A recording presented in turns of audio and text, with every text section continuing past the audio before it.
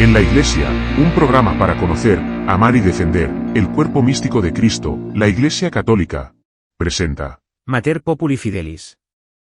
Nota doctrinal sobre algunos títulos marianos referidos a la cooperación de María en la obra de la salvación. 7 de octubre de 2025. León XIV. Dicasterio para la doctrina de la fe. Mater Populi Fidelis. Nota doctrinal sobre algunos títulos marianos referidos a la cooperación de María en la obra de la salvación. Presentación. La presente nota responde a numerosas consultas y propuestas que llegaron a la Santa Sede en las últimas décadas, particularmente a este dicasterio, sobre cuestiones relacionadas con la devoción mariana y sobre algunos títulos marianos. Son cuestiones que han preocupado a los últimos pontífices y que han sido repetidamente tratadas en los últimos 30 años en los diversos ámbitos de estudio del dicasterio, como congresos, asambleas ordinarias, etc. Esto ha permitido a este dicasterio contar con un abundante y rico material que alimenta esta reflexión. El texto, al mismo tiempo que clarifica en qué sentido son aceptables o no algunos títulos y expresiones que se refieren a María, se propone profundizar en los adecuados fundamentos de la devoción mariana, precisando el lugar de María en su relación con los creyentes, a la luz del misterio de Cristo como único mediador y redentor. Esto implica una profunda fidelidad a la identidad católica y al mismo tiempo un particular esfuerzo ecuménico. El eje que atraviesa todas estas páginas es la maternidad de María con respecto a los creyentes, cuestión que aparece reiteradamente, con afirmaciones que se retoman una y otra vez, enriqueciéndolas y completándolas, a modo de espiral, con nuevas consideraciones. La devoción mariana que la maternidad de María provoca es presentada aquí como un tesoro de la Iglesia, la piedad del pueblo fiel de Dios que encuentra en María refugio, fortaleza, ternura y esperanza, no se contempla para corregirla, sino sobre todo para valorarla, admirarla y alentarla, dado que ésta es una expresión mistagógica y simbólica de una actitud evangélica de confianza en el Señor que el mismo Espíritu Santo suscita libremente en los creyentes. De hecho, los pobres encuentran la ternura y el amor de Dios en el rostro de María.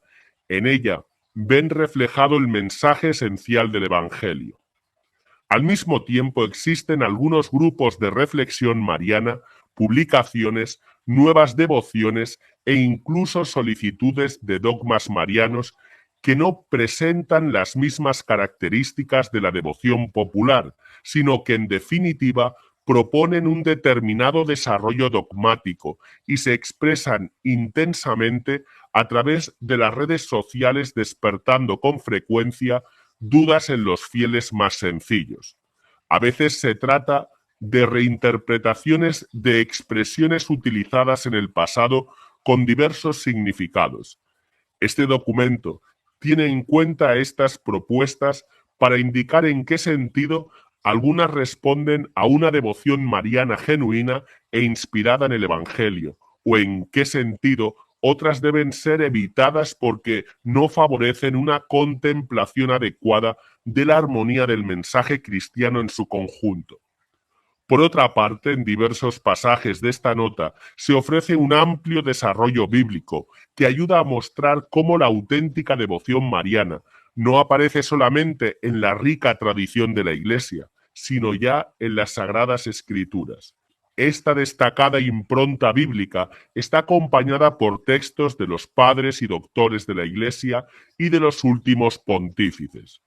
De este modo, más que proponer límites, la nota busca acompañar y sostener el amor a María y la confianza en su intercesión materna. Víctor Manuel Cardenal Fernández, prefecto. Introducción. La madre del pueblo fiel es contemplada con afecto y admiración por los cristianos, Porque si la gracia nos vuelve semejantes a Cristo, María es la expresión más perfecta de su acción, que transforma nuestra humanidad. Ella es la manifestación femenina de todo cuanto puede obrar la gracia de Cristo en un ser humano. Ante semejante hermosura, movidos por el amor, muchos fieles han procurado siempre referirse a la Madre con las palabras más bellas y han exaltado el lugar peculiar que ella tiene junto a Cristo. Recientemente, este dicasterio ha publicado las normas para proceder en el discernimiento de presuntos fenómenos sobrenaturales. Es frecuente que en relación con dichos fenómenos se utilicen determinados títulos y expresiones referidas a la Virgen María. Estos títulos, algunos de los cuales ya aparecen en los Santos Padres, no siempre se utilizan con precisión. A veces se cambia su significado o se pueden malinterpretar. Además de los problemas terminológicos, algunos títulos presentan dificultades importantes en cuanto al contenido, porque con frecuencia se produce una comprensión errónea de la figura de María que tiene serias repercusiones a nivel cristológico, eclesiológico y antropológico. El principal problema en la interpretación de estos títulos aplicados a la Virgen María es cómo se entiende la asociación de María en la obra redentora de Cristo, es decir, cuál es el significado de esa singular cooperación de María en el plan de la salvación.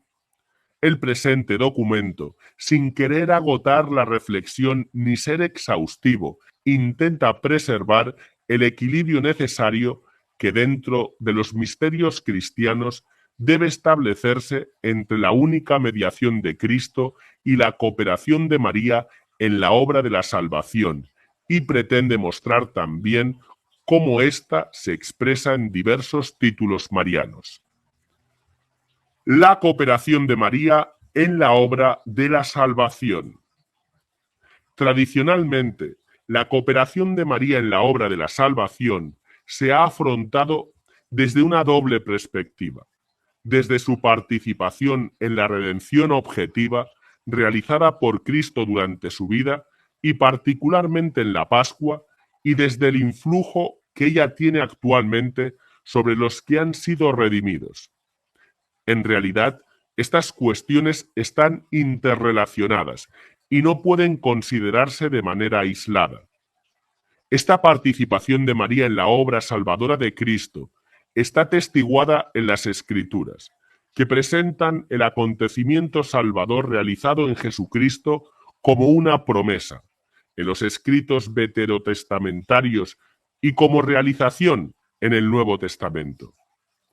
Así, María se vislumbra en Génesis 3:15 porque es la mujer que participa en la victoria definitiva contra la serpiente. Por eso, no llama la atención que Jesús se dirija a María con la denominación de mujer en la escena del Calvario. También en Caná Jesús la llama mujer, remitiendo a María y a su función junto con él en la hora de la cruz. Allí, en la hora, aparece la cooperación de María que vuelve a dar el sí de la Anunciación.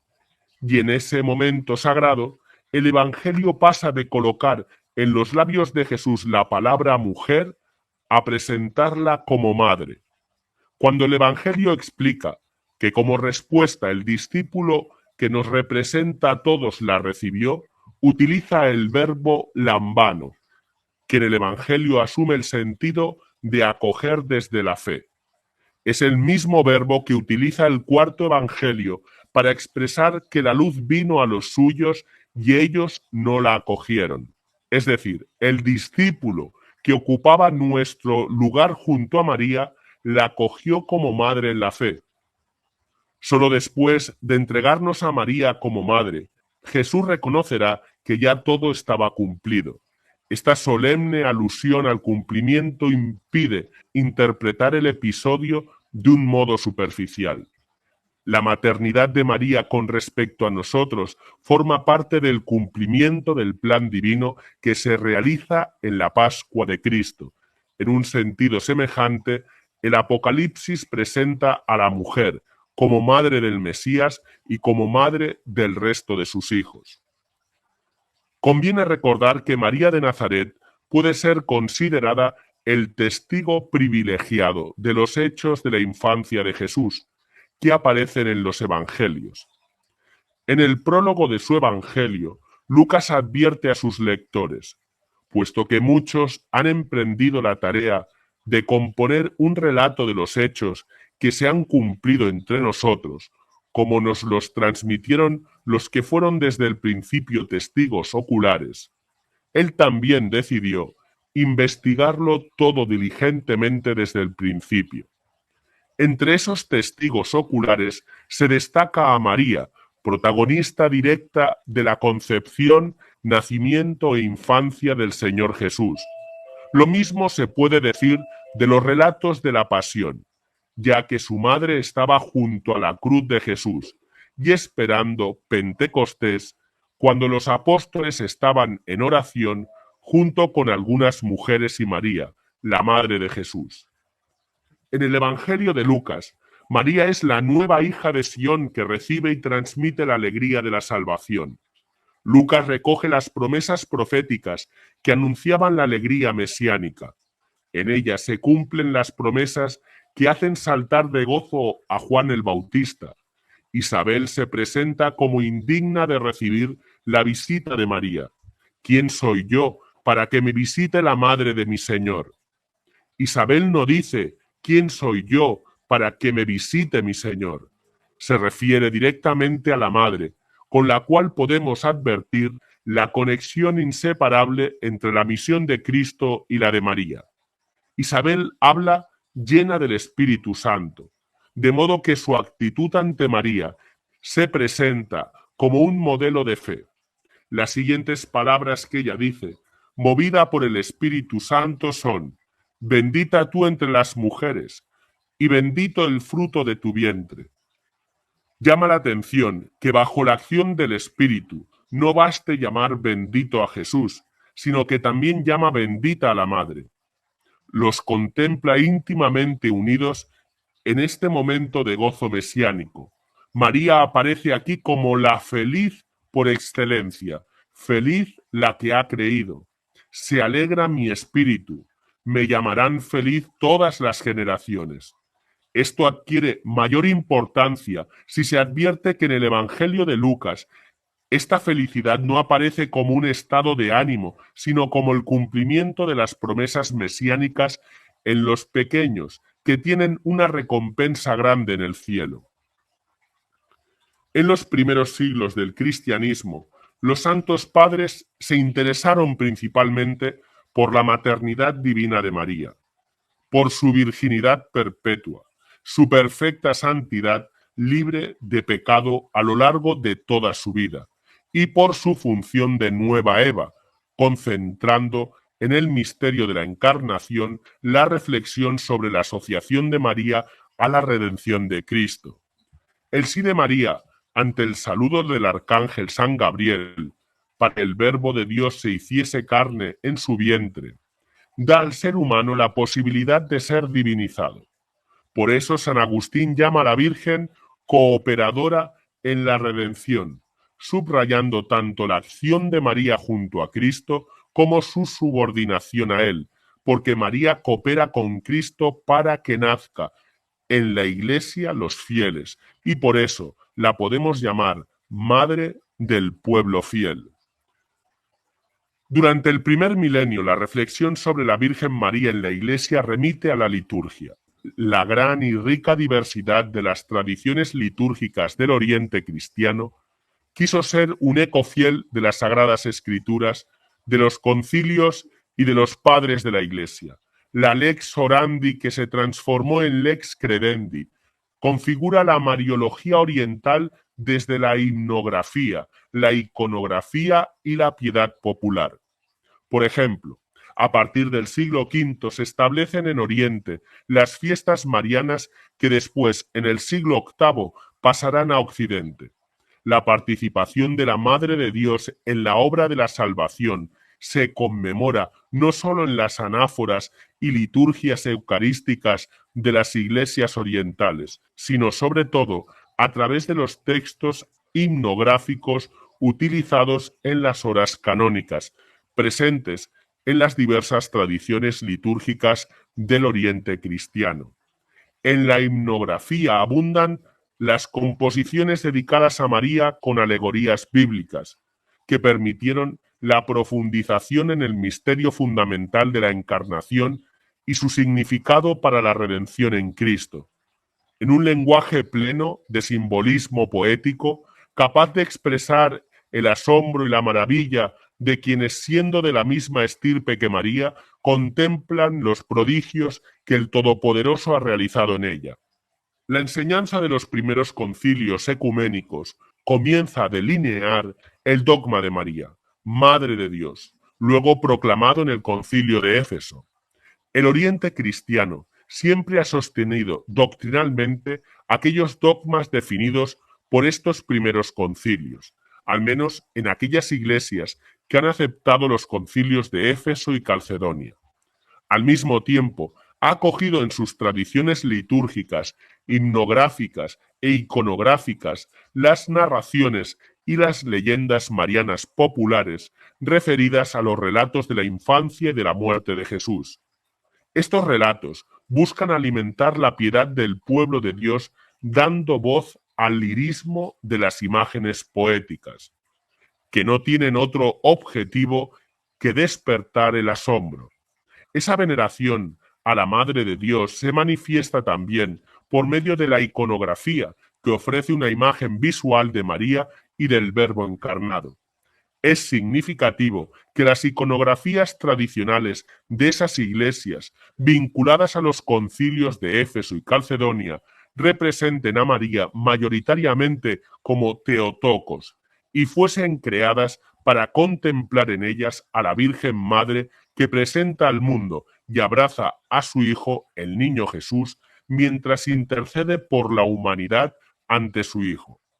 Así, la iconografía mariana oriental, como querigma y recordatorio visual de la teología de los primeros concilios y de los santos padres a todo color, quiere ser una traducción visual de los títulos específicos que se aplican a la Virgen. Por eso, los iconos tienen que leerse desde la liturgia y desde los himnos. María no es objeto de un culto que viene colocado junto a Cristo, sino que se inserta en el misterio de Cristo a través de la encarnación. Ella es el icono en el que se venera a Cristo mismo. Ella es la Teotocos, la Virgen Madre que presenta a su Hijo Jesús, el Cristo, y es al mismo tiempo la Odegetria que muestra, señalando con su mano, el único camino que es Cristo. A partir del siglo XII, la teología occidental dirige su mirada a la relación que une a la Virgen Madre con el misterio de la redención cruenta del Calvario, y se relaciona la imagen de la espada de Simeón con la cruz de Cristo. La presencia de María al pie de la cruz se contiene como signo de fortaleza cristiana llena de amor materno. San Bernardo habla de la cooperación de Nuestra Señora en el sacrificio redentor en un comentario sobre la presentación de Jesús en el templo. Arnaldo, amigo de San Bernardo y abad benedictino de Bonneval, fallecido después de 1159, considera por primera vez la cooperación de María con el sacrificio del Calvario junto a su Hijo Jesucristo. La cooperación de la Madre con el Hijo en la obra de la salvación ha sido expuesta por el magisterio de la Iglesia. Como dice el Concilio Vaticano II, con razón, pues, creen los santos padres que Dios no utilizó a María como un instrumento puramente pasivo, sino que ella colaboró por su fe y obediencia libres a la salvación de los hombres. Esta asociación de la Virgen está presente tanto en la vida terrena de Jesucristo, concepción, nacimiento, muerte y resurrección, como en el tiempo de la Iglesia. El dogma de la Inmaculada Concepción destaca la primacía y unicidad de Cristo en la redención, porque también la primera redimida es redimida por Cristo y transformada por el Espíritu, antes de cualquier posibilidad de una acción propia. Desde esta especial condición de primera redimida por Cristo, de primera transformada por el Espíritu Santo, es como María puede cooperar más intensa y profundamente con Cristo y con el Espíritu, convirtiéndose en prototipo, modelo y ejemplo de lo que Dios quiere realizar en cada persona redimida. La colaboración de María en la obra de la salvación tiene una estructura trinitaria, porque es el fruto de una iniciativa del Padre que miró la pequeñez de su sierva. Brota de la kenosis del Hijo, que se humilló tomando la forma de siervo, y es efecto de la gracia del Espíritu Santo, que dispuso el corazón de la joven de Nazaret para responder en la Anunciación y a lo largo de toda su vida de comunión con su Hijo. San Pablo VI enseñaba que en la Virgen María todo es referido a Cristo y todo depende de Él. Por Él, Dios Padre la eligió desde toda la eternidad como madre, toda santa, y la adornó con dones del Espíritu Santo, que no fueron concedidos a ningún otro. El sí de María no es una simple condición previa a algo que podría haberse llevado a cabo sin su consentimiento y colaboración. Su maternidad no es simplemente biológica y pasiva, sino que es una maternidad plenamente activa que se une al misterio salvífico de Cristo como instrumento querido por el Padre en su proyecto de salvación. Ella es la garantía de que Él, en cuanto nacido de mujer, es auténtico hombre, pero ella es también, desde la proclamación del dogma de Nicea, la Theotokos, la que da a luz a Dios. Títulos referidos a la cooperación de María en la salvación. Entre los títulos con los que se ha invocado a María, Madre de la Misericordia, Esperanza de los pobres, Auxilio de los cristianos, Socorro, Abogada, etc., hay algunos que hacen referencia en mayor medida a su cooperación en la obra redentora de Cristo, como por ejemplo corredentora y mediadora. Corredentora. El título de corredentora aparece en el siglo XV como corrección a la invocación de redentora, abreviación de Madre del Redentor, que María venía recibiendo desde el siglo X. San Bernardo asigna a María un papel al pie de la cruz que da lugar al título de corredentora, que aparece por primera vez en un himno anónimo del siglo XV en Salzburgo. Aunque la denominación de redentora se había mantenido durante los siglos XVI y XVII, desapareció totalmente en el XVIII para ser sustituida por corredentora. La investigación teológica de la cooperación de María en la redención durante la primera mitad del siglo XX llevó a ahondar más en el contenido del título de corredentora. Algunos pontífices han utilizado este título sin detenerse demasiado a explicarlo. Generalmente lo han presentado de dos maneras precisas. En relación con la maternidad divina, en cuanto María como madre ha hecho posible la redención realizada en Cristo, o bien en referencia a su unión con Cristo junto a la cruz redentora. El Concilio Vaticano II evitó utilizar el título de corredentora por razones dogmáticas, pastorales y ecuménicas. San Juan Pablo II lo utilizó al menos en 7 ocasiones, relacionándolo especialmente con el valor salvífico de nuestro dolor ofrecido junto al de Cristo, al cual se une María, sobre todo en la cruz. En la Feria Cuarta del 21 de febrero de 1996, el prefecto de la entonces Congregación para la Doctrina de la Fe, el cardenal Joseph Ratzinger, ante la pregunta de si era aceptable la petición del movimiento Vox Populi Maria Mediatrici para una definición del dogma de María como corredentora o mediadora de todas las gracias, respondió en su voto particular, negativo. El significado preciso de los títulos no es claro y la doctrina en ellos contenida no está madura. Una doctrina definida de fe divina pertenece al depósito de la fe, es decir, a la revelación divina vehiculada en la Escritura y en la tradición apostólica. Sin embargo, no se ve de un modo claro cómo la doctrina expresada en los títulos esté presente en la Escritura y en la tradición apostólica. Más adelante, en 2002, expresó públicamente su opinión contraria al uso de este título.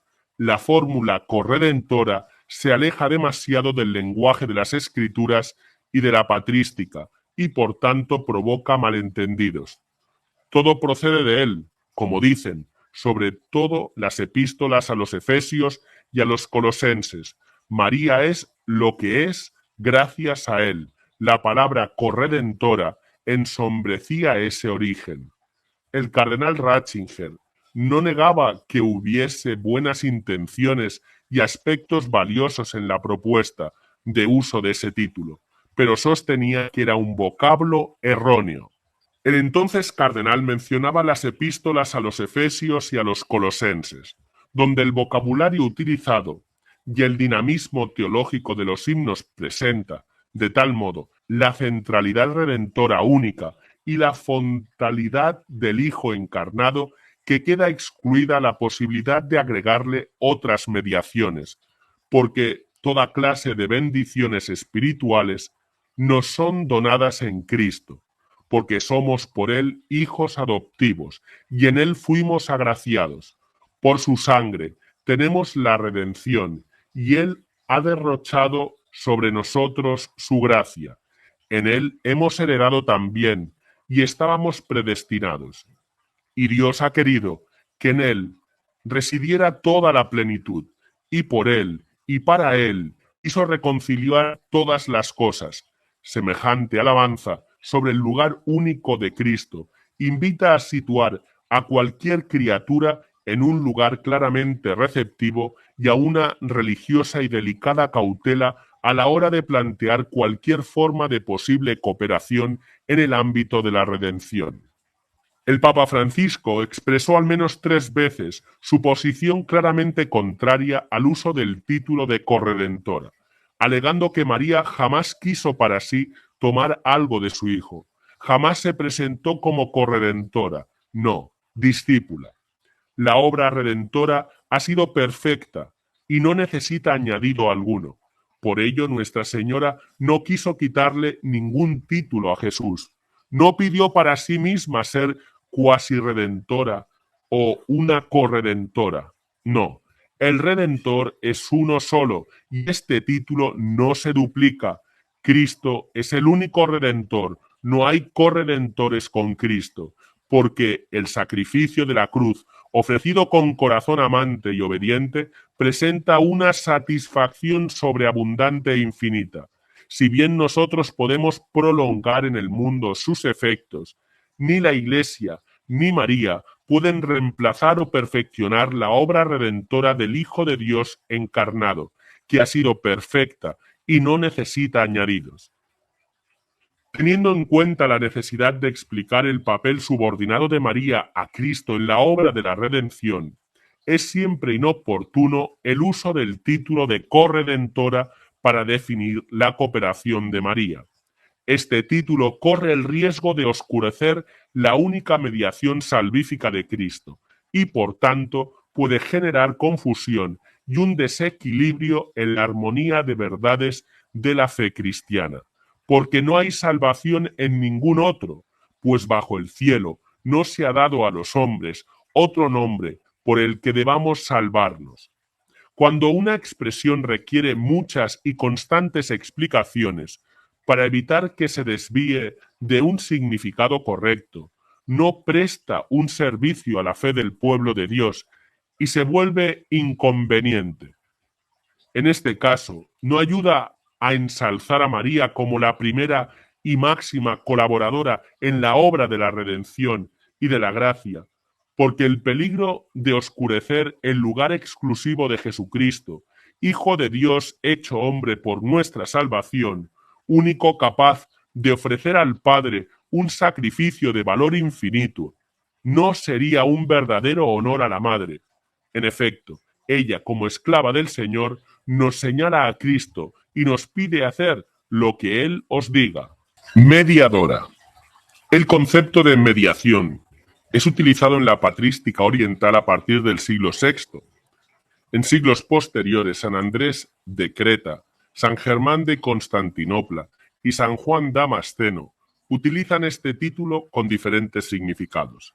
En Occidente, desde el siglo XII, se hace más frecuente su uso, aunque no será hasta el siglo XVII cuando se anuncie como tesis doctrinal. En 1921, el cardenal Mercier, arzobispo de Malinas, con la colaboración científica de la Universidad Católica de Lovaina y el apoyo de obispos, del clero y del pueblo belga, pidió al Papa Benedicto XV la definición dogmática de la mediación universal de María, pero el Papa no accedió. Solo aprobó una fiesta con la misa propia y el oficio de María Mediadora. Desde entonces hasta el año 1950 se desarrolló una investigación teológica sobre la cuestión, que llegará hasta la fase preparatoria del Concilio Vaticano II. El concilio no entró en declaraciones dogmáticas, sino que prefirió presentar una extensa síntesis de la doctrina católica sobre el puesto que María Santísima ocupa en el misterio de Cristo y de la Iglesia. La sentencia bíblica referida a la exclusiva mediación de Cristo es contundente. Cristo es el único mediador, pues Dios es uno, y único también el mediador entre Dios y los hombres, el hombre Cristo Jesús, que se entregó en rescate por todos. La Iglesia ha explicado este lugar único de Cristo porque, siendo el Hijo eterno e infinito, a Él está unida hipostáticamente la humanidad que asumió. Este lugar es exclusivo de esa humanidad, y las consecuencias que de ello se derivan solo pueden aplicarse a Cristo. En este sentido preciso, el papel del Verbo encarnado es exclusivo y único. Ante tal claridad en la palabra revelada, se requiere una especial prudencia en la aplicación de esta expresión, mediadora, a María. Frente a una tendencia a ampliar los alcances de la cooperación de María a partir de este término, es conveniente precisar tanto su valioso alcance como sus límites. Por su parte, no podemos ignorar que existe un uso muy común de la palabra mediación en los órdenes más variados de la vida social, donde se entiende simplemente como cooperación, ayuda, intercesión. Por consiguiente, es inevitable que se aplique a María en sentido subordinado y de ningún modo pretende añadir alguna eficacia o potencia a la única mediación de Cristo, verdadero Dios y verdadero hombre. Por otra parte, es evidente que hubo una forma de real mediación de María para hacer posible la verdadera encarnación del Hijo de Dios en nuestra humanidad, porque se requería que el Redentor fuera nacido de mujer. El relato de la Anunciación muestra que no se trató de una mediación únicamente biológica, ya que destaca la presencia activa de María preguntando y aceptando con una firme decisión, hágase. Esa respuesta de María abrió las puertas de la redención que toda la humanidad esperaba y que los santos han descrito con poético dramatismo. También en las bodas de Caná, María cumple una función mediadora cuando presenta a Jesús la necesidad de los novios y cuando pide a los servidores que sigan las indicaciones de Jesús. La terminología de la mediación en el Concilio Vaticano II aparece referida sobre todo a Cristo y a veces también a María, pero de manera claramente subordinada. De hecho, para ella se prefirió usar otra terminología centrada en la cooperación o en la ayuda maternal. La enseñanza del concilio formula claramente la perspectiva de la intercesión materna de María, con expresiones como múltiple intercesión y protección maternal. Estos dos aspectos unidos configuran lo específico de la cooperación de María en la acción de Cristo por el Espíritu. En sentido estricto, no podemos hablar de otra mediación en la gracia que no sea la del Hijo de Dios encarnado. Por eso es necesario recordar siempre y no oscurecer la convicción cristiana que debe ser firmemente creída como dato perenne de la fe de la Iglesia, la proclamación de Jesucristo, Hijo de Dios, Señor y único Salvador, que en su evento de encarnación, muerte y resurrección ha llevado a cumplimiento la historia de la salvación que tiene en él su plenitud y su centro. María en la mediación única de Cristo. Al mismo tiempo necesitamos recordar que la unicidad de la mediación de Cristo es inclusiva, es decir, Cristo posibilita diversas formas de participación en el cumplimiento de su proyecto salvífico, porque en la comunión con Él todos podemos ser de alguna manera cooperadores de Dios, mediadores unos para con otros. Precisamente porque Cristo tiene un poder infinitamente supremo, Él puede promover a sus hermanos para hacerles capaces de una verdadera cooperación en la realización de sus designios. El Concilio Vaticano II sostuvo que la única mediación del Redentor no excluye, sino que suscita en las criaturas una colaboración diversa que participa de la única fuente. Por ello, se debe profundizar el contenido de esta mediación participada siempre bajo la norma del principio de la única mediación de Cristo. Es verdad que la Iglesia prolonga en el tiempo y comunica en todas partes los efectos del acontecimiento pascual de Cristo y que María tiene un lugar único en el corazón de la Iglesia Madre. La participación de María en la obra de Cristo resulta evidente si se parte de esta convicción de que el Señor resucitado promueve, transforma y capacita a los creyentes para que colaboren con Él en su obra. Esto no ocurre por una debilidad, incapacidad o necesidad de Cristo mismo, sino precisamente por su glorioso poder, que es capaz de asumirnos generosa y gratuitamente como colaboradores de su obra. Aquello que se debe destacar en este caso es precisamente lo siguiente, que cuando Él nos permite que le acompañemos y que bajo el impulso de su gracia demos lo mejor de nosotros mismos, son su propio poder y su misericordia los que en definitiva son glorificados. Fecundos en el Cristo glorioso. Particularmente iluminador es el texto: el que cree en mí también él hará las obras que yo hago, y aún mayores, porque yo me voy al Padre. Los creyentes, unidos al Cristo resucitado, que ha vuelto al seno del Padre, puede realizar obras que superan los prodigios del Jesús terreno, pero siempre gracias a su unión con Cristo glorioso por la fe. Es lo que se manifestó, por ejemplo, en la admirable expansión de la Iglesia primitiva, porque el resucitado hizo partícipe a su Iglesia en esta obra suya. De este modo, su gloria no se vio disminuida, sino que se manifestó más todavía, mostrándose como un poder capaz de transformar a los creyentes, volviéndolos fecundos junto con él. En los padres de la Iglesia, esta idea encontró una peculiar expresión en el comentario a Juan 7 del 37 al 39, porque algunos interpretaron la promesa de los ríos de agua viva como referidos a los creyentes. Es decir, los propios creyentes, transformados por la gracia de Cristo, se convierten en manantiales para los demás.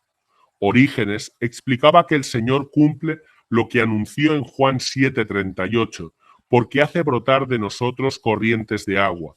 El alma del ser humano, que es a imagen de Dios, puede contener en sí y producir de sí pozos, fuentes y ríos. San Ambrosio recomendaba beber del costado abierto de Cristo para que abunde en ti la fuente de agua que salta a la vida eterna. Santo Tomás de Aquino lo expresaba afirmando que si un creyente se apresura a comunicar a otros diversos dones de la gracia que recibió de Dios, de su seno fluyen aguas vivas. Si esto vale para cada creyente, cuya cooperación con Cristo se vuelve cada vez más fecunda, cuanto más se deja transformar por la gracia, con mayor razón debe afirmarse de María de un modo único y supremo. Ella es la llena de gracia, que sin poner obstáculos a la obra de Dios, dijo: «He aquí la esclava del Señor, hágase en mí según tu palabra».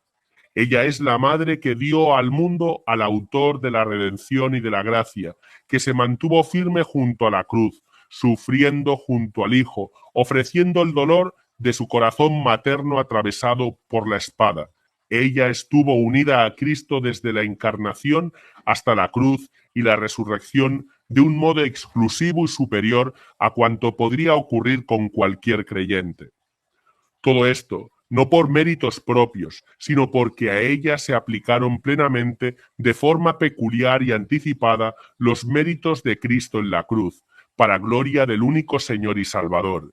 Ella es, en definitiva, un canto a la eficacia de la gracia de Dios, de modo que cualquier reconocimiento a su hermosura remite inmediatamente a la glorificación del origen fontal de todo bien, la Trinidad.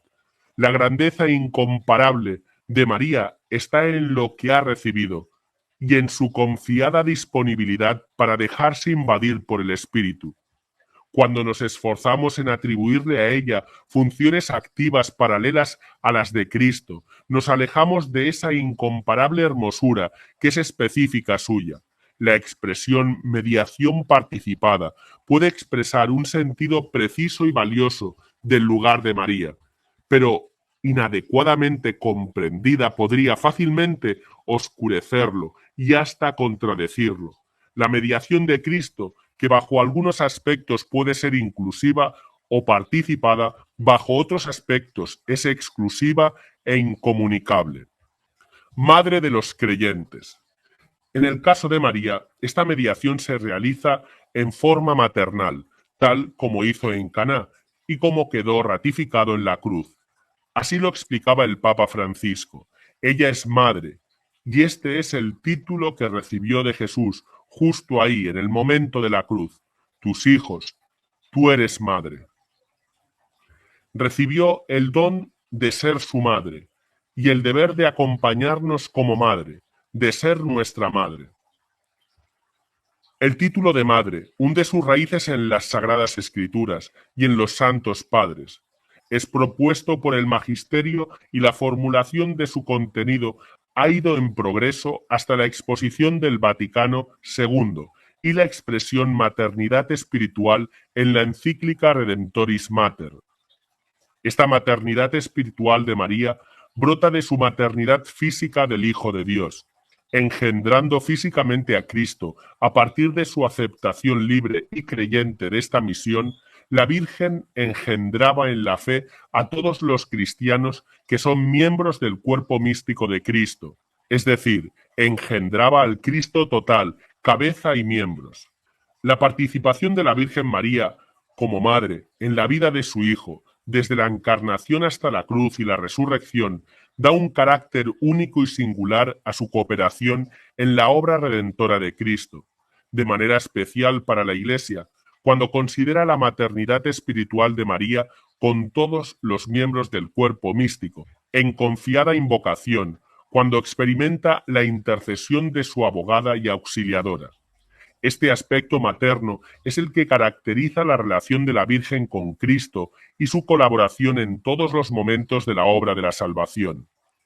En su misión como madre, María tiene una relación singular con el Redentor y también con los que han sido redimidos, de los cuales ella misma es la primera.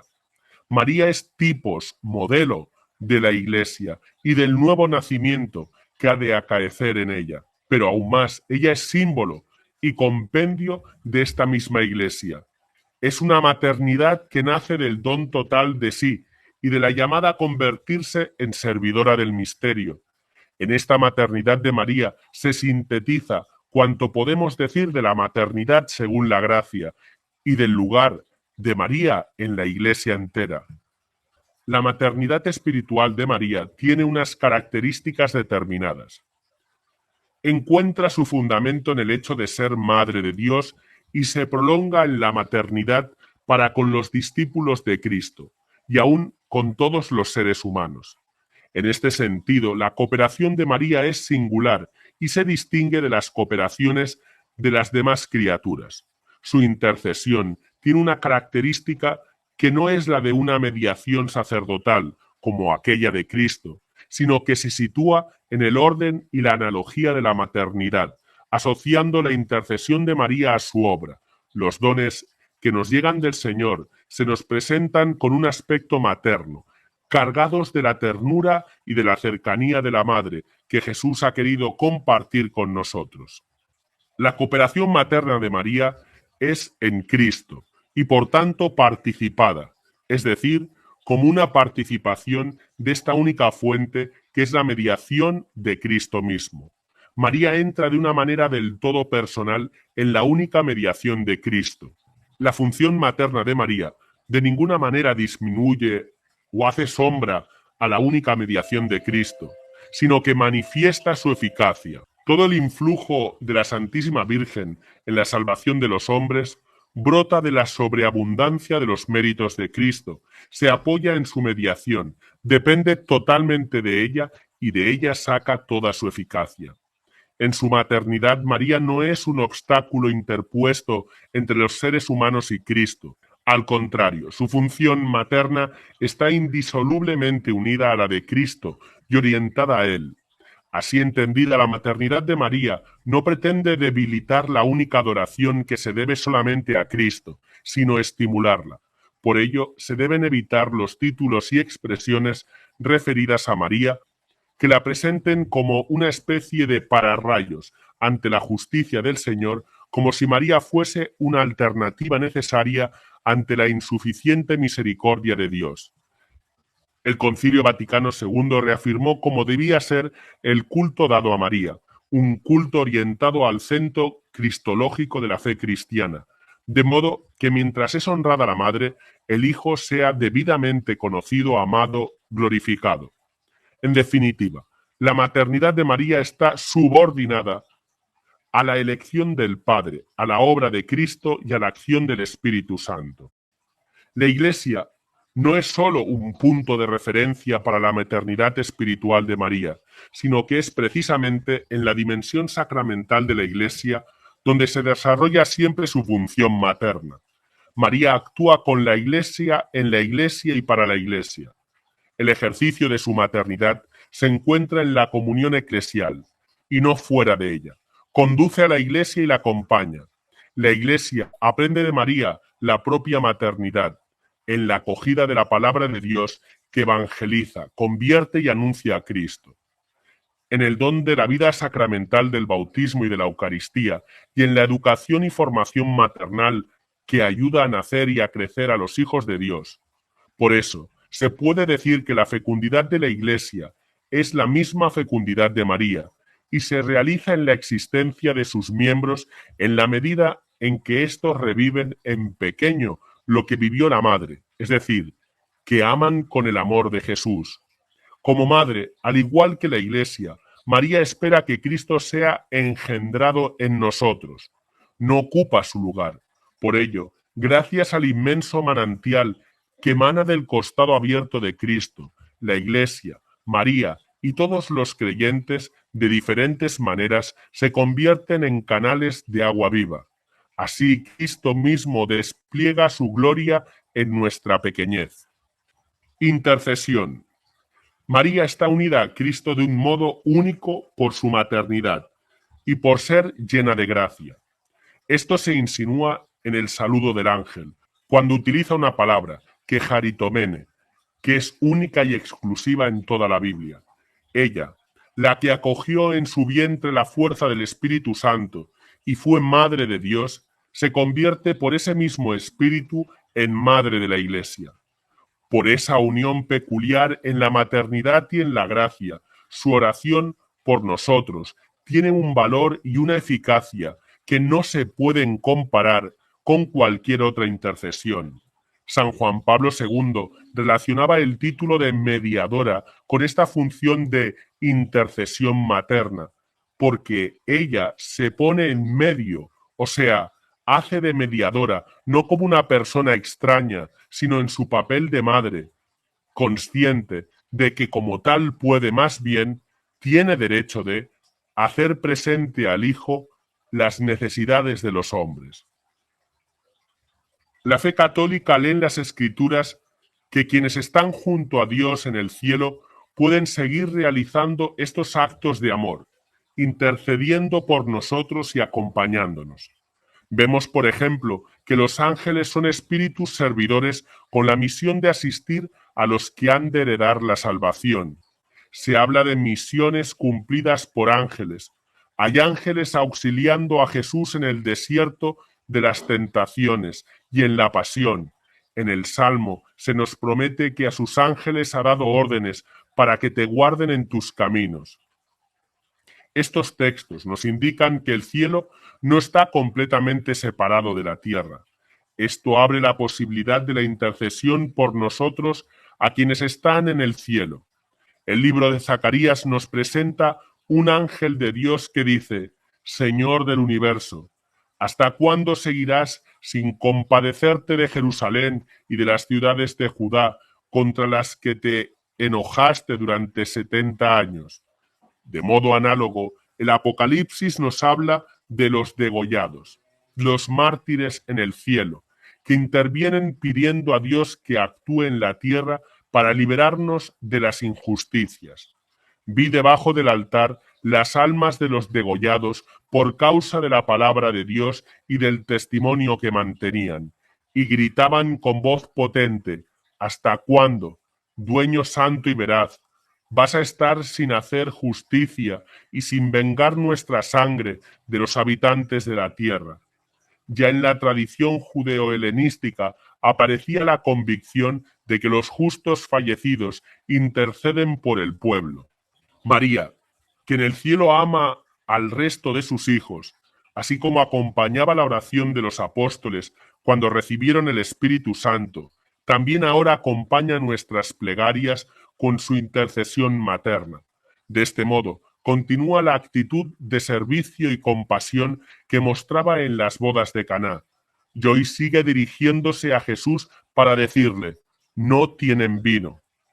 En su canto de alabanzas vemos a María como una mujer de su pueblo, que alaba a Dios porque enaltece a los humildes, a los hambrientos los colma de bienes, porque auxilia a Israel su siervo, acordándose de la misericordia, como lo había prometido a nuestros padres, y reconocemos su prontitud cuando se acerca sin demora para ayudar a su prima Isabel. Por eso el pueblo de Dios confía firmemente en su intercesión. Entre los elegidos y glorificados junto a Cristo está en primer lugar la Madre.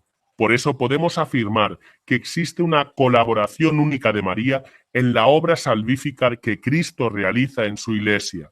Se trata de una intercesión que la convierte en signo materno de la misericordia del Señor. De esta manera, porque así Él libremente lo ha querido, el Señor otorga a su propia acción en nosotros un rostro materno. Cercanía materna. La presencia de las diversas advocaciones, de las imágenes y de los santuarios marianos manifiestan esa maternidad real de María que se hace cercana a la vida de sus hijos. Sirva como ejemplo la manifestación de la madre al indio San Juan Diego en el monte del Tepeyac. María lo llama con las palabras tiernas de una madre: hijito mío, el más pequeño, mi Juanito. Y ante las dificultades que San Juan Diego le manifiesta para llevar a cabo la misión encomendada, María le revela la fuerza de su maternidad. No estoy yo aquí, yo que tengo el honor de ser tu madre. ¿Qué no estás en mi regazo, en el cruce de mis brazos?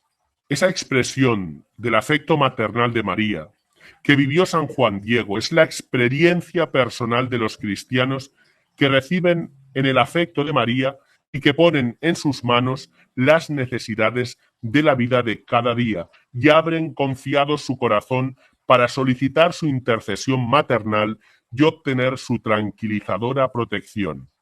Más allá de las manifestaciones extraordinarias de su cercanía, existen expresiones cotidianas, constantes, de su maternidad en la vida de todos sus hijos. Aun cuando no pedimos su intercesión, ella se muestra cercana como madre, para ayudarnos a reconocer el amor del Padre, a contemplar la entrega salvadora de Cristo, a acoger la acción santificadora del Espíritu. Es tan grande su valor para la Iglesia que los pastores deben evitar cualquier instrumentación política de esta cercanía de la Madre. El Papa Francisco lo advirtió en diversas ocasiones y mostró su preocupación por las propuestas de tinte ideológico-cultural de diverso signo que quieren apropiarse del encuentro de un pueblo con su madre. Madre de la Gracia. Este sentido de madre de los creyentes permite hablar de una acción de María también en relación con nuestra vida de la gracia. Pero conviene advertir que ciertas expresiones que pueden ser teológicamente aceptables fácilmente se cargan de un imaginario y un simbolismo que transmite, de hecho, otros contenidos menos aceptables. Por ejemplo, se presenta a María como si ella tuviera un depósito de gracia separado de Dios, donde no se percibe tan claramente que el Señor, en su generosa y libre omnipotencia, ha querido asociarla a la comunicación de esa vida divina que brota de un único centro, que es el corazón de Cristo, no de María. También es frecuente que ella sea presentada o imaginada como una fuente donde emana toda gracia. Si se tiene en cuenta que la inhabitación trinitaria, gracia increada, y la participación de la vida divina, gracia creada, son inseparables, no podemos pensar que este misterio pueda estar condicionado por un paso a través de las manos de María. Imaginarios de este tipo enaltecen a María de tal modo que la centralidad del mismo Cristo puede desaparecer, o al menos resultar condicionada.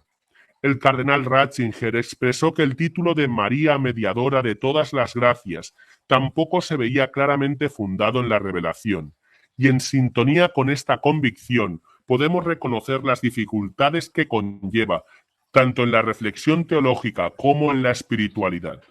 Para evitar estas dificultades, la maternidad de María en el orden de la gracia debe entenderse como dispositiva. Por una parte, por su carácter de intercesión, ya que la intercesión materna es expresión de esa protección maternal que permite reconocer en Cristo el único mediador entre Dios y los hombres. Por otra parte, su presencia materna en nuestras vidas no excluye diversas acciones de María, motivando la apertura de nuestros corazones a la acción de Cristo en el Espíritu Santo. Así nos ayuda de diversas maneras a disponernos a la vida de la gracia que solamente el Señor puede infundir en nosotros. Nuestra salvación es obra solo de la gracia salvadora de Cristo y no de algún otro. San Agustín afirmaba que este reino de muerte lo destruye en cada ser humano solo la gracia del Salvador, y lo explicaba claramente con la redención del hombre injusto. ¿Quién querría morir por un injusto, por un impío, sino solo Cristo, tan inocente como para poder justificar incluso a los injustos?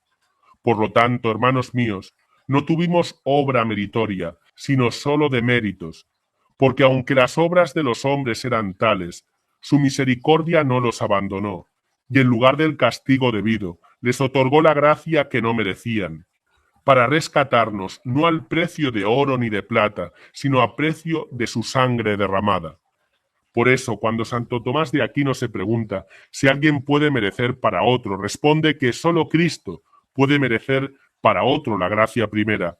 Ningún otro ser humano puede merecerla en sentido estricto, de condigno. Y en este punto no cabe duda alguna. Nadie puede ser justo sino aquel a quien se comunican los méritos de la pasión de nuestro Señor Jesucristo. También la plenitud de gracia de María existe porque ella la recibió gratuitamente, antes de cualquier acción suya, en atención a los méritos de Jesucristo, Salvador del género humano. Solo los méritos de Jesucristo, entregado hasta el fin, son los que se nos aplican en nuestra justificación, que puesto que tiene por término el bien eterno de la participación divina, es una obra más excelente que la creación del cielo y la tierra. Sin embargo, un ser humano puede participar con su deseo del bien del hermano, y es razonable, congruo, que Dios cumpla ese deseo de caridad que la persona puede expresar con su oración o mediante las obras de misericordia. Es verdad que este don de la gracia solo puede ser derramado por Dios, ya que excede toda proporción de nuestra naturaleza, y existe una distancia infinita entre nuestra naturaleza y su vida divina. Sin embargo, puede hacerlo cumpliendo el deseo de la Madre, que de este modo se asocia gozosamente a la obra divina como humilde servidora. Como en Caná, María no le dice a Cristo lo que tiene que hacer. Ella intercede manifestando a Cristo nuestras carencias, necesidades y sufrimientos, para que Él actúe con su poder divino. No tienen vino. También hoy ella ayuda a disponernos para la acción de Dios. Haced lo que Él os diga. Sus palabras no son simple indicación, sino que se convierten en verdadera pedagogía materna que introduce a la persona bajo la acción del Espíritu en el sentido profundo del misterio de Cristo. María escucha, decide y actúa para ayudarnos a abrir nuestra existencia a Cristo y a su gracia, porque Él es el único que obra en lo más íntimo de nuestro ser, allí donde solo Dios puede llegar. Como nos recuerda el Catecismo, la gracia santificante es ante todo y principalmente el don del Espíritu que nos justifica y nos santifica. No es simplemente una ayuda, una energía que se posea, sino que es el don gratuito que Dios nos hace de su vida infundida por el Espíritu Santo en nuestra alma, que se puede describir como inhabitación de la Trinidad en lo más íntimo, como amistad con Dios, como alianza con el Señor. Exclusivamente Dios puede hacerlo, porque implica superar una desproporción infinita. Esa donación de sí de la Trinidad, ese entrañarse en el alma por parte de Dios mismo, implica un efecto de transformación inherente en lo más íntimo del creyente. Santo Tomás de Aquino utilizaba para esta penetración en el interior del ser humano este verbo que solo podía aplicarse a Dios, ilabi, ya que solo Dios, no siendo una criatura, puede llegar a esa intimidad personal sin violentar la libertad y la identidad de la persona.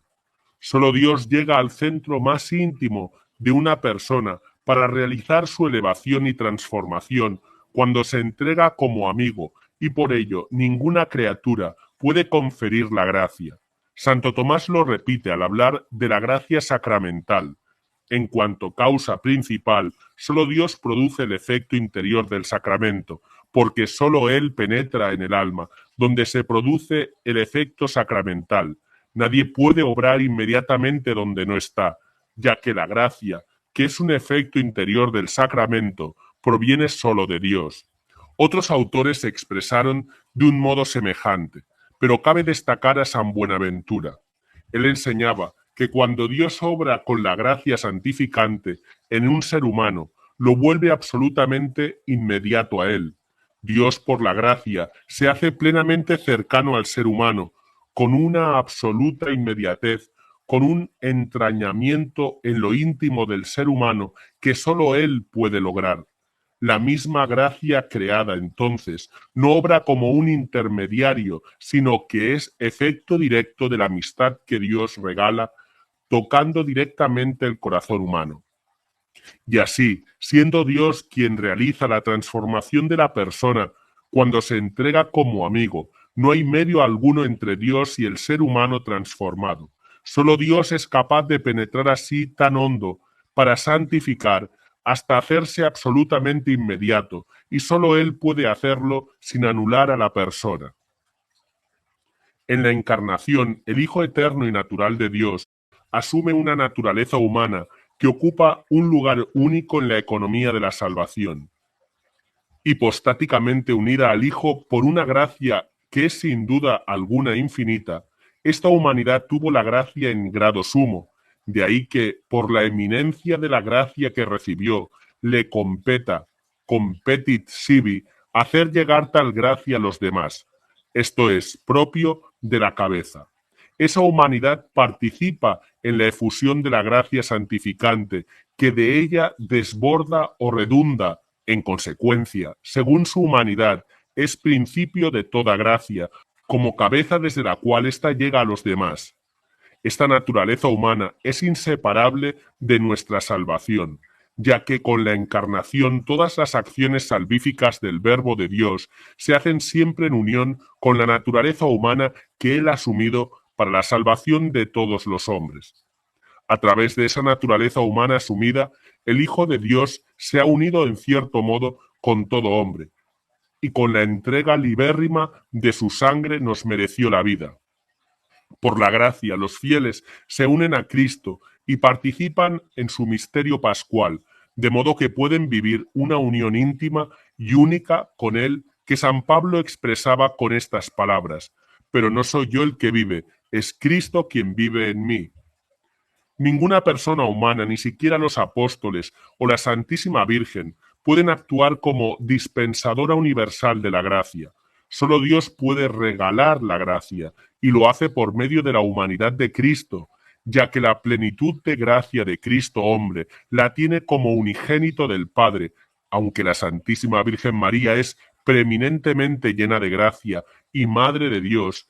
Ella, como nosotros, es hija adoptiva del Padre, y también, como escribe el poeta Dante Alighieri, hija de tu Hijo.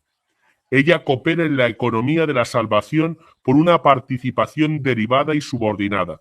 Por lo tanto, cualquier lenguaje sobre su mediación en la gracia debe entenderse en analogía remota con Cristo y su mediación única. En la perfecta inmediatez entre un ser humano y Dios en la comunicación de la gracia, ni siquiera María puede intervenir, ni la amistad con Jesucristo, ni la inhabitación trinitaria pueden concebirse como algo que nos llega a través de María o de los santos. En todo caso, lo que podemos decir es que María desea ese bien para nosotros y lo pide junto a nosotros. La liturgia, que es también lex credendi, nos permite reafirmar esta cooperación de María, no en la comunicación de la gracia, sino en la intercesión materna. De hecho, en la liturgia de la solemnidad de la Inmaculada Concepción, cuando se explica en qué sentido el privilegio concedido a María se hizo en vista del bien del pueblo, se afirma que fue dispuesta como abogada de gracia, es decir, que intercede pidiendo para nosotros el don de la gracia.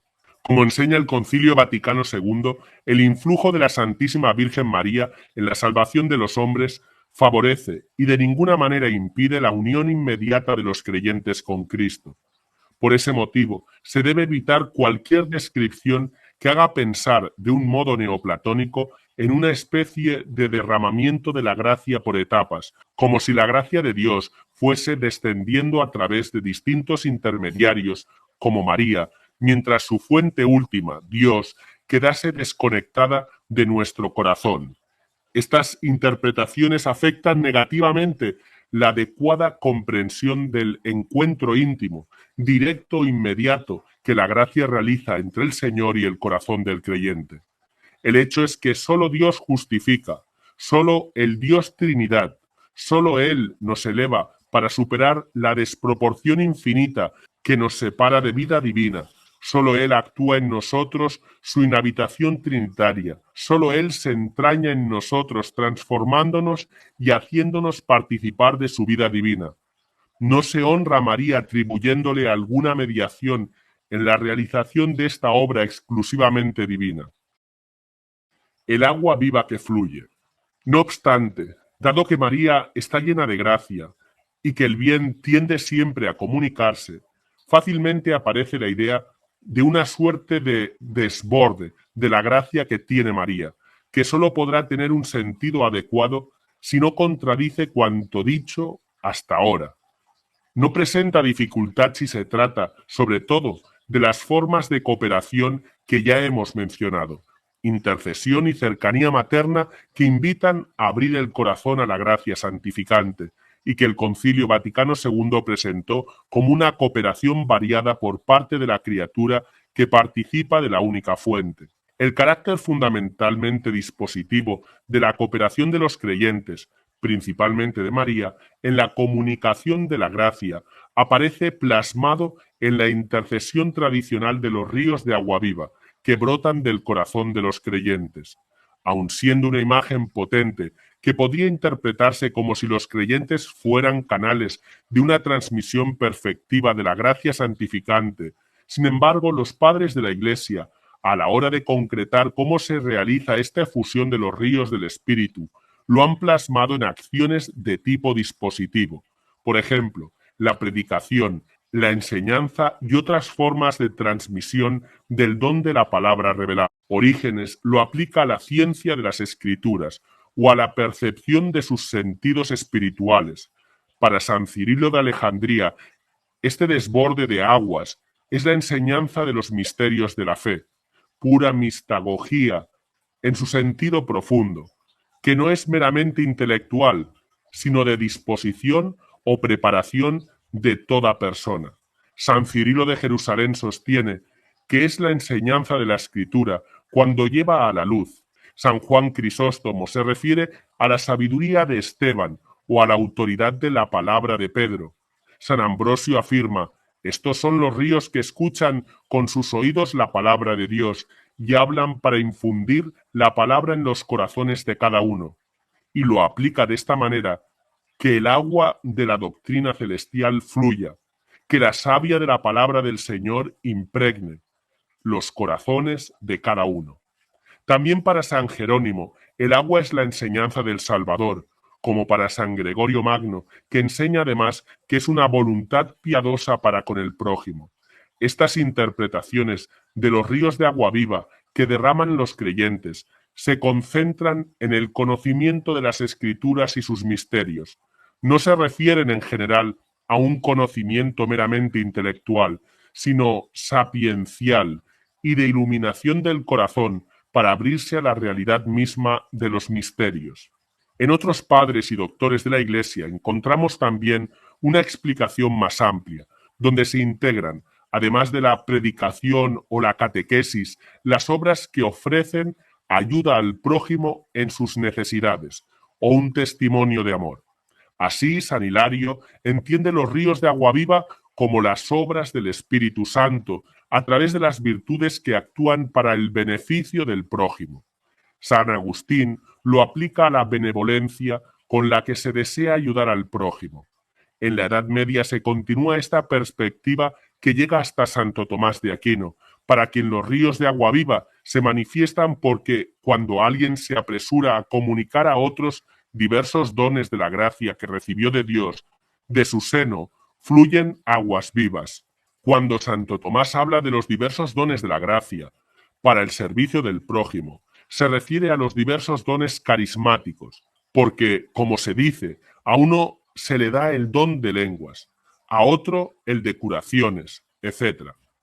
Este aspecto también está presente en San Cirilo de Jerusalén, quien indica que los ríos de agua del Espíritu, que se comunican a través de los creyentes, se manifiestan cuando se sirve de la lengua de unos para el carisma de la sabiduría, ilustra la mente de otros con el don de la profecía. A éste le concede poder para expulsar los demonios. El Espíritu fortalece en unos la templanza, en otros la misericordia. A éste enseña a practicar el ayuno y la vida ascética. Algo semejante podemos decir con respecto a la interpretación de Juan 14:12, referido a los creyentes que realizan obras mayores que las del Cristo terreno. Los creyentes participan de la obra de Cristo en cuanto ellos también, de algún modo, provocan la fe de otros con el anuncio de la palabra. Así se dice explícitamente en Juan 17:20, los que crean en mí por la palabra de ellos. Esto mismo se sugiere en Juan 14 del 6 al 11, donde las obras de Cristo son las que manifiestan al Padre. Las obras de los creyentes, concentradas en el anuncio del Evangelio por la palabra, se colocan en paralelismo con las obras de Cristo. Jesús anuncia: si habéis guardado mi palabra, también guardarán la vuestra. Y así como el que escucha la palabra de Cristo tiene vida eterna, Jesús anuncia que otros creerán a través de la palabra de los creyentes. Sin embargo, esto implica no solo las palabras, sino también el testimonio elocuente de los creyentes. Y por eso Jesús dice al Padre que los creyentes estén unidos para que el mundo crea. Amor que se comunica en el mundo. El Evangelio de Juan une estrechamente la caridad fraterna a esta comunicación del bien. En efecto, la afirmación «si me amáis, guardaréis mis mandamientos» es paralela a «el que cree en mí, también él hará las obras que yo hago». Cuando Cristo habla del fruto que espera de sus discípulos, termina identificándolo con el amor fraterno. También San Pablo, tras hablar sobre las diversas obras extraordinarias que pueden realizar los creyentes, propone un camino más excelente cuando dice: ambicionad los carismas mayores. Y aún os voy a mostrar un camino más excelente, el amor. Las obras de amor al prójimo, aun el trabajo cotidiano o el empeño por cambiar este mundo, se convierten entonces en un canal de cooperación con la obra salvífica de Cristo. En este sentido, se han expresado también los últimos pontífices. San Juan XXIII enseñaba que cuando el cristiano está unido espiritualmente al Divino Redentor, al desplegar su actividad en las empresas temporales, su trabajo viene a ser como una continuación del de Jesucristo, del cual toma fuerza y virtud salvadora, extender a los demás los frutos de la redención. San Juan Pablo II entendía esta colaboración como reconstrucción junto con Cristo del bien que ha sido dañado en el mundo a causa de los pecados, porque el corazón de Cristo ha querido tener necesidad de nuestra colaboración para reconstruir el bien y la belleza. Y esta es la verdadera reparación pedida por el corazón del Salvador. El Papa Benedicto XVI sostenía que los hombres destinatarios del amor de Dios se convierten en sujetos de caridad, llamados a hacerse ellos mismos instrumentos de la gracia para difundir la caridad de Dios y para tejer lazos de caridad. La doctrina social de la Iglesia responde a esta dinámica de caridad recibida y ofrecida.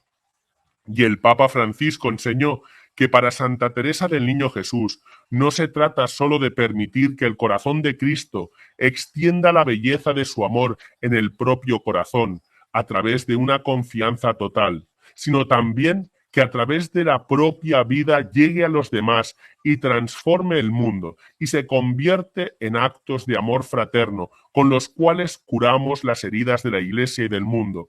De ese modo, ofrecemos nuevas expresiones al poder restaurador del corazón de Cristo. Esta es la cooperación posibilitada por Cristo y suscitada por la acción del Espíritu, que en el caso de María se distingue de la cooperación de cualquier otro ser humano por el carácter materno que Cristo mismo le atribuyó en la cruz. Criterios. Cualquier otro modo de comprender esta cooperación de María en el orden de la gracia, especialmente si se pretende atribuir a María alguna forma de intervención o de instrumentalidad perfectiva o de causalidad segunda en la comunicación de la gracia santificante, debería prestar especial atención a algunos criterios ya insinuados en la Constitución dogmática Lumen Gentium. A. Debemos reflexionar cómo María favorece nuestra unión inmediata con el Señor, que Él mismo produce al conferir la gracia y que sólo de Dios podemos recibir, pero sin entender la unión con María como más inmediata que la de Cristo.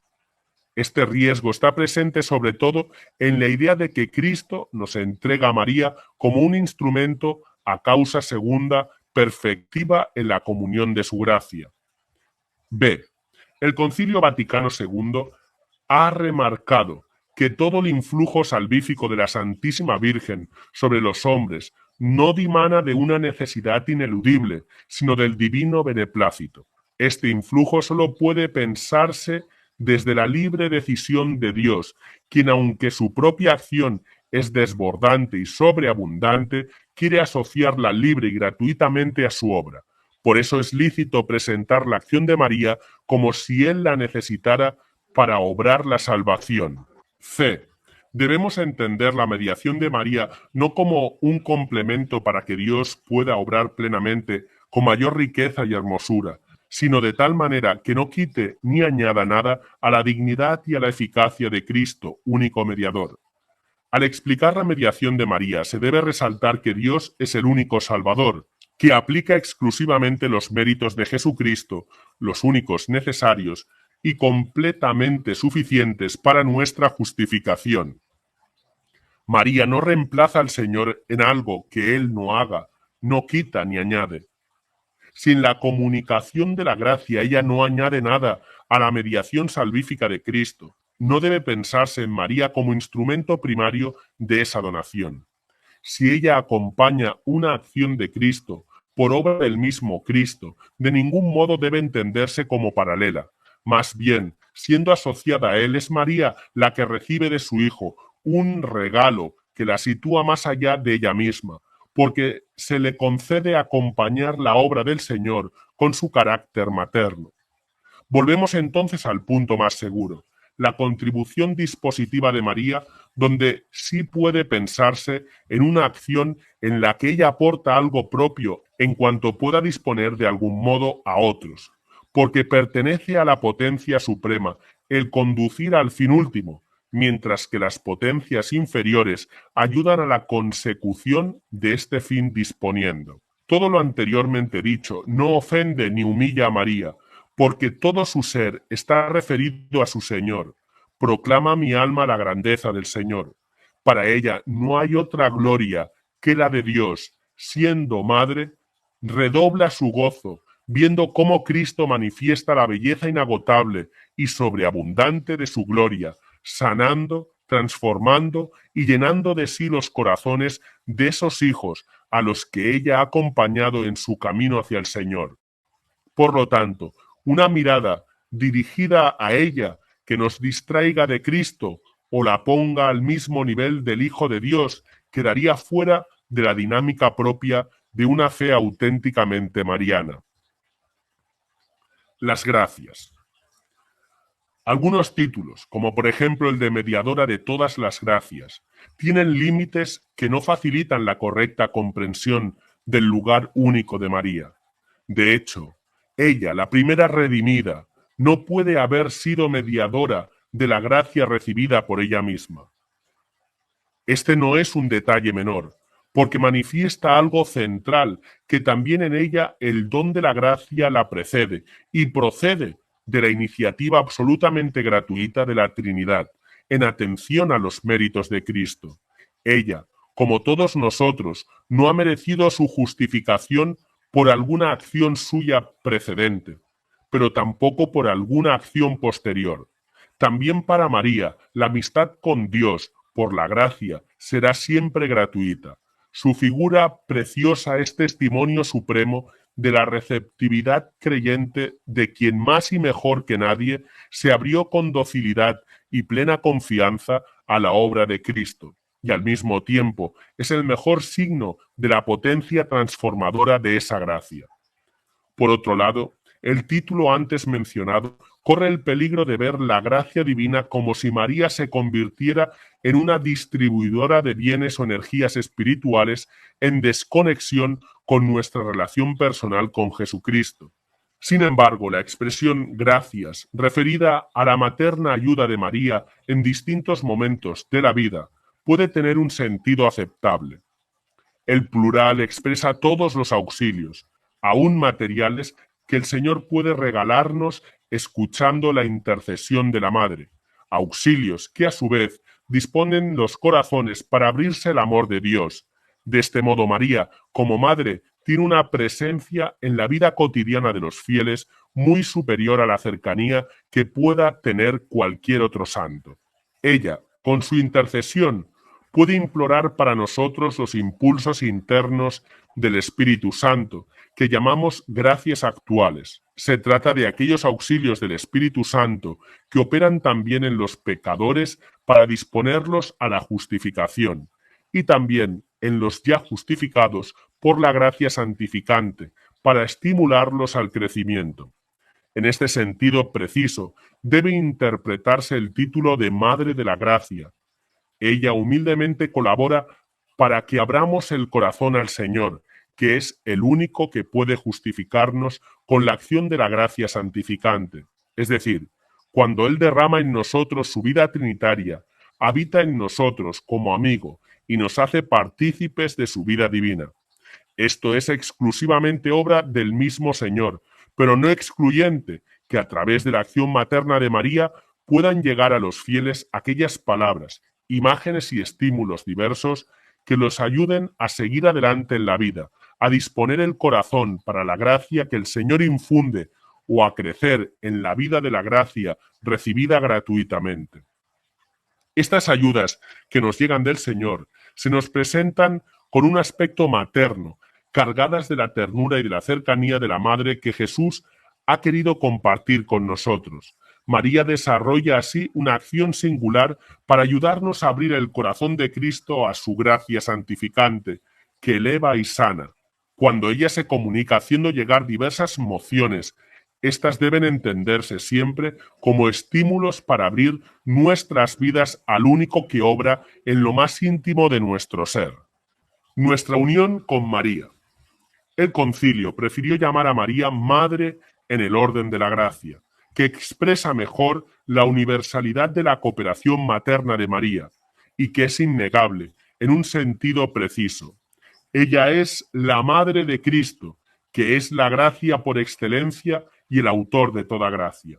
Esta maternidad de María en el orden de la gracia, que brota del misterio pascual de Cristo, implica también que cada discípulo establece con María una relación única e irrepetible. San Juan Pablo II hablaba de una dimensión mariana de la vida de los discípulos de Cristo, que expresa como respuesta al amor de una persona y en concreto al amor de la Madre. La vida de la gracia incluye nuestra relación con la Madre. La unión con Cristo por la gracia nos une al mismo tiempo a María en una relación hecha de confianza, ternura y afecto sin reservas. La primera discípula. Ella es la primera discípula, la que ha aprendido mejor las cosas de Jesús. María es la primera de aquellos que oyendo la palabra de Dios la cumple. Es la primera en colocarse entre los humildes y pobres del Señor para enseñarnos a esperar y recibir con confianza la salvación que solo viene de Dios. María se convertía así, en cierto sentido, en la primera discípula de su Hijo, la primera a la cual parecía decir, sígueme, antes aún de dirigir esa llamada a los apóstoles o a cualquier otra persona. Ella es modelo de fe y caridad para la Iglesia por su obediencia a la voluntad del Padre, su cooperación a la obra redentora de su Hijo y su apertura a la acción del Espíritu Santo. Por eso dijo San Agustín que más es para María ser discípula de Cristo que haber sido madre de Cristo. Y el Papa Francisco insistió en que es más discípula que madre. María es en definitiva la primera y la más perfecta discípula de Cristo. María es para todo cristiano la primera que ha creído, y precisamente con esta fe suya de esposa y de madre, quiere actuar sobre todos los que se entregan a ella como hijos, y lo hace con un cariño lleno de signos de cercanía, que les ayudan a crecer en la vida espiritual, enseñándoles a dejar que la gracia de Cristo actúe más y más.